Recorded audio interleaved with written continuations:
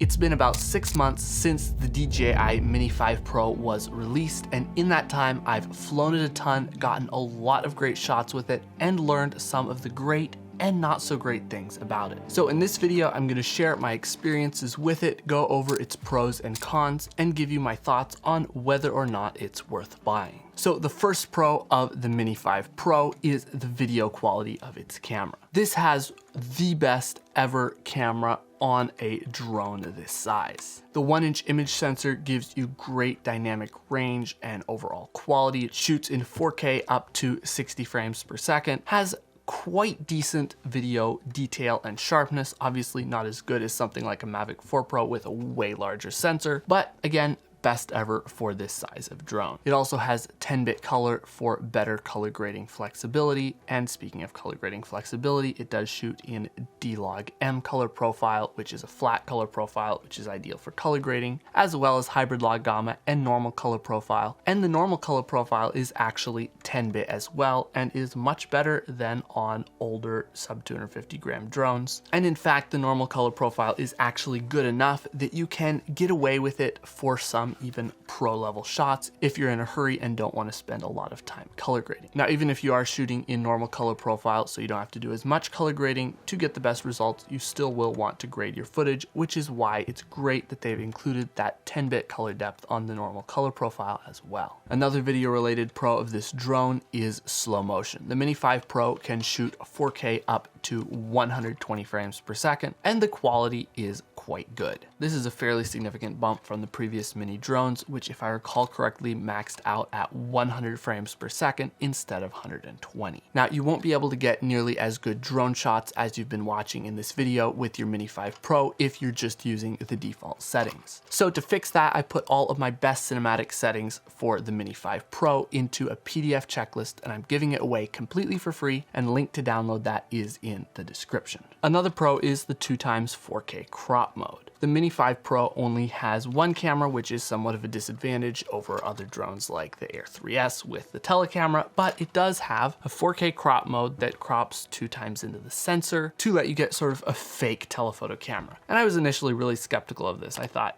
it's probably just digital zoom and looks horrible. And I was actually quite surprised that it's good enough to be quite usable. Now, is it quite as good as a dedicated telecamera? Probably not.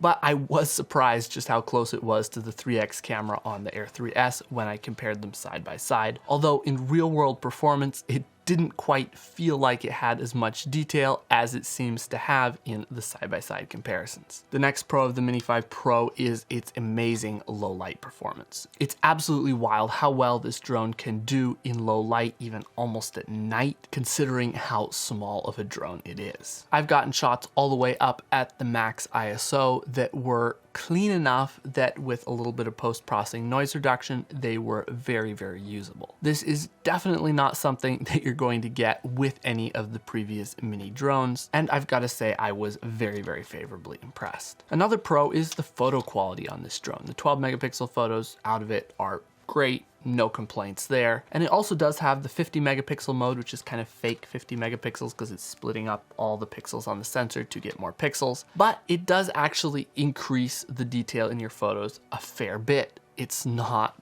totally world changing, and you probably do sacrifice some noise or dynamic range, but it's not entirely to be written off either. Another camera pro is vertical shooting. This is one of the headline features on the Mini 5 Pro. You can flip the entire camera to vertical to shoot vertical photos and videos with the full area of the sensor. And unlike on some other drones, looking at you, Mavic 4 Pro, you keep the full range of gimbal tilt up and down in vertical mode. Being able to use the full area of the sensor and tilt the camera all the way up and down is a huge, huge advantage if you are creating content for vertical short form video, YouTube Shorts, Instagram Reels, TikTok, etc., which is something that you're going to be pretty commonly doing if you are working for clients in 2026. And this one feature alone makes the Mini 5 Pro my top recommended drone for content creators. And if you want to learn how to not let the amazing camera on the Mini 5 Pro go to waste, but actually get professional cinematic drone shots with it, I put together a completely free 45-minute drone filmmaking training where I share my top 10 secrets to getting cinematic shots with any any drone, covering everything from how to get smooth cinematic shots to how to work with natural light, the best settings to use, how to edit your videos, how to color grade them, and a whole bunch more. Again, completely free, no strings attached, and a link to that is down in the description. Another pro of this drone is the ActiveTrack system. Now, DJI's had ActiveTrack on their drones for a long time, and it's worked great for a long time. However, they have added some great new features on the Mini 5 Pro, specifically cycling and skiing modes to help it better track you on a bike or on skis. So far of those two, I've only tested out cycling mode, and it indeed does work much better than normal ActiveTrack worked on previous drones. And all in all, I would say the Mini 5 Pro has probably the best ActiveTrack so far on a DJI drone, aside from the Neo and Neo 2. The next pro is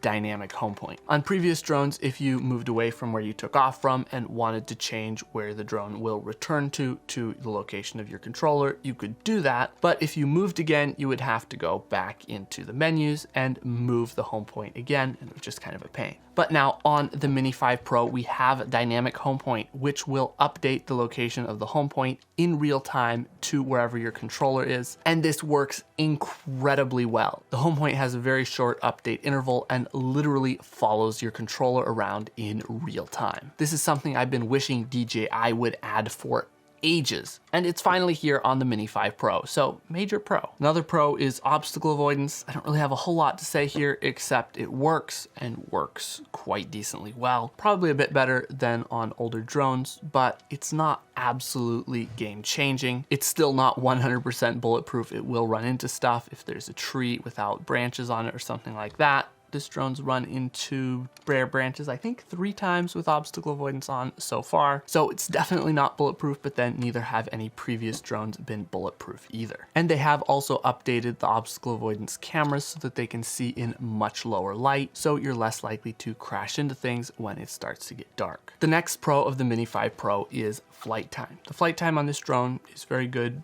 pretty much in line with previous Mini drones. And of course, there are extended flight time batteries available that will take your flight time up from 30 some minutes to 40 some minutes, but those do put the drone well over 250 grams. Next pro is control range. The control range on this drone is great. It has DJI's latest 04 Plus transmission system, and it is on par with the other drones that have it, like the Mavic 4 Pro. It is absolutely incredible, the best you can get out there. The next pro, and this is a huge one, is size and weight. This drone is quite nice and small, and it folds up to be very small. You can just easily throw this in a backpack, in a bag, have it with you ready to whip out and get some drone shots, which makes it much, much easier to travel with or even just keep with you on the day-to-day. And many times I pick the Mini 5 Pro over other even more capable drones for this exact reason. The fact that it's super lightweight is also great for hiking with it. It doesn't feel like an entire rock in your backpack, unlike some larger drones, like, again, looking at you, Mavic 4 Pro. Next pro is the barrel roll gimbal. This gimbal can not only flip vertical, but it can spin, I think, 270 degrees left and right to get these kind of cool barrel roll shots. Do I find that super useful? Honestly, no. I basically have never used it except for getting shots for reviews, but it is a cool feature. If you like doing that kind of stuff, it is there. The next pro is durability. This drone is surprisingly crash resistant. I've crashed it 4 times by now, sometimes moving at a fairly decent clip, and it has suffered no damage other than broken props. Now, that's not to say this drone is indestructible. Just this type of drone with these little long arms sticking out here and folding mechanisms and a fairly exposed gimbal is fairly vulnerable to breaking. But for what it is, I really can't complain about crash resistance. And our final pro is noise levels and overall annoyingness factor. Because this drone is smaller, it is a lot quieter than a bigger drone like the Mavic 4 Pro, and it also has a lot smaller footprint when it's flying, so it's a lot less noticeable flying up in the sky. And between those two things, it allows you to fly the Mini 4 Pro in situations where you just might not feel comfortable flying a bigger, larger drone. I was flying this near a major overlook at sunset, and a number of people I talked to there were extremely surprised at how quiet it was, and they barely noticed it or didn't even notice notice it at all when it flew just a short distance past the overlook. Obviously, you still need to be responsible with it. You don't want to be flying this super close to people or around them, but the lower sound and visual footprint is a pretty significant pro.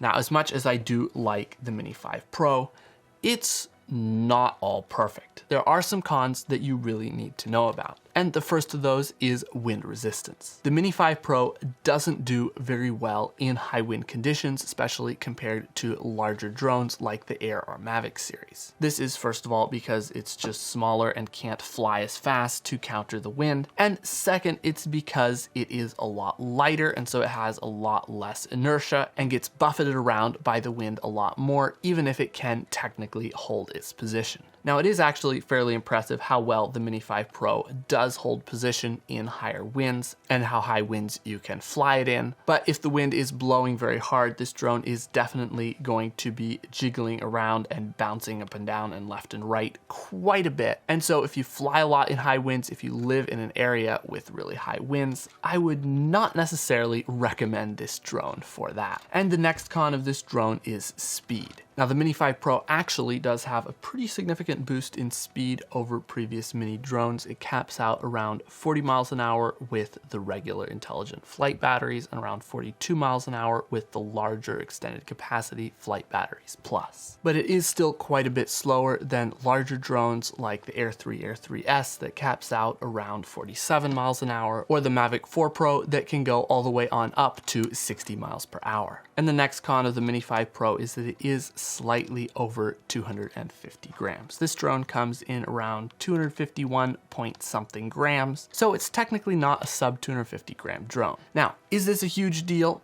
It depends where you are flying it. Here in the US, if you're flying recreationally, it means you're going to have to register the drone, but that costs like $5, and honestly, I don't think it's that huge of a deal. And if you're flying commercially in the US, you gotta register the drone anyway, so it makes literally no difference. Now, if you're flying the drone in Europe, it doesn't make a difference there either because it has a Class 0 label on it, which lets you fly it in the sub 250 gram category, even if it is a couple grams over the limit. But there's some countries like Canada, for example, that do treat it as exactly 250 grams. If it's over, it doesn't fall under those restrictions, and they have significantly more restrictive rules for flying a larger drone. So just something to keep in mind depending on where you want to fly your Mini 5 Pro. And the final con is that the Mini 5 Pro only has one single wide-angle camera, whereas a lot of DJI's other drones like the Air series and Mavic series have multiple cameras and have telephoto cameras which let you get closer to your subject. Now, as I mentioned, there is the 2x crop mode on here, which kind of gives you a little bit of that telephoto effect, but it's not nearly as good as having dedicated telephoto cameras. Now, I do kind of hesitate to call this a con because it's just literally impossible to put multiple cameras on a sub 250 gram drone. Well, we'll see. I thought it was impossible to get a 1-inch sensor on a sub 250 gram drone. So who knows what somebody will cook up in a few years. But with current tech, at least, it's basically impossible to get multiple cameras on this size of a drone. So it's basically just a trade-off of small and light drone versus larger drone with multiple cameras. So final thoughts, is the Mini 5 Pro worth buying in 2026? And should you get one? And my answer to that is yes, it absolutely is worth buying. If you want a small, lightweight drone in the sub 250 gram class, this one is the drone to get. It has the undisputedly best-in-class camera, best image transmission, best obstacle avoidance, some of the best flight time, probably the best wind resistance of any sub 250 gram drone, best basically just about everything that you can get in this size of a drone. So then the question becomes less, is the Mini 5 Pro worth getting, and more, is the right drone for you a mini class drone like the Mini 5 Pro or a larger drone like the Air 3S? And to answer that question, you can click right here to watch my in-depth comparison between the Mini 5 Pro and Air 3S. Make sure to go check out the free stuff I mentioned earlier, subscribe if you enjoyed this video, and I'll see you in the next one.